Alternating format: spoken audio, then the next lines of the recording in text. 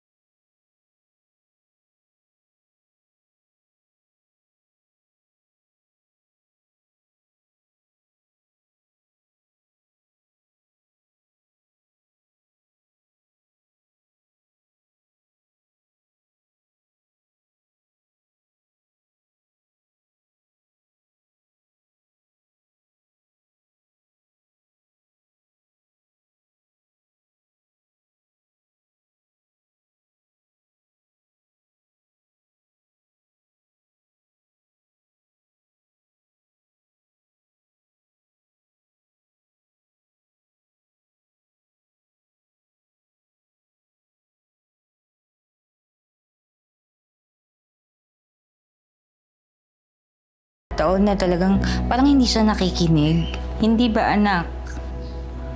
Aminin ko sa'yo, Mi. Wala sa'yo lahat ng inaarap ko sa isang babae. Anak, kakasabi ko lang di ba minsan sumasobra. Pero nagtataka ako bakit ikaw yung gusto ko eh. Siguro kasi ikaw yung nagpapatawa sa akin 2 minutes. Non-stop. Ikaw lang yung makilala kong mahilig sa ice cream. Kasabay ng manggang ilaw tsaka bagoong. Weird. Ikaw lang yung nagpapalobat ng phone ko. Kapag magkausap tayo, ikaw lang yung nagsabi sa akin na nandyan ka lang pala sa Tandang Sora. Bakit ngayon walang nagpakita?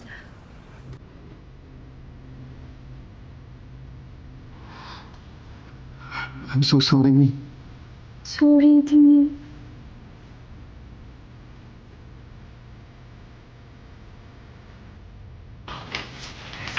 Oh, malait. Magayo mo talaga nito.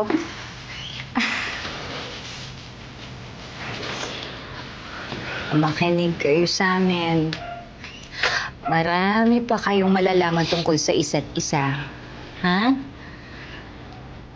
Habang buhay ang pagiging mag-asawa, walang rest day, walang time out.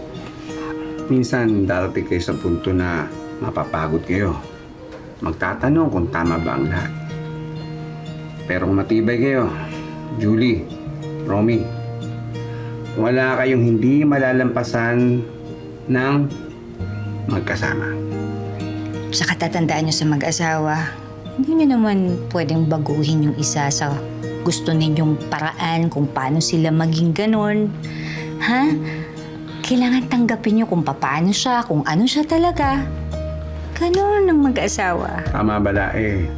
Kung magbago man ang isa, dapat magsimulain sa kanya. Ang mahalaga, tanggap niyo isa't isa. Yun. Tsaka sabay lang kayo palagi, ha? Walang nauuna.